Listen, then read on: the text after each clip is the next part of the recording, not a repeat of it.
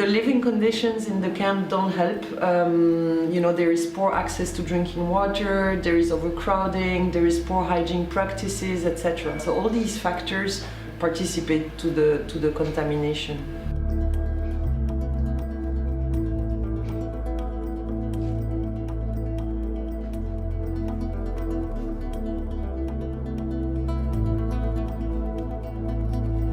We have quite substantial access constraints. This lack of access is due to many reasons, either insecurity or rainy seasons, lack of movement possibilities to go there, etc. So it's really one of the challenges.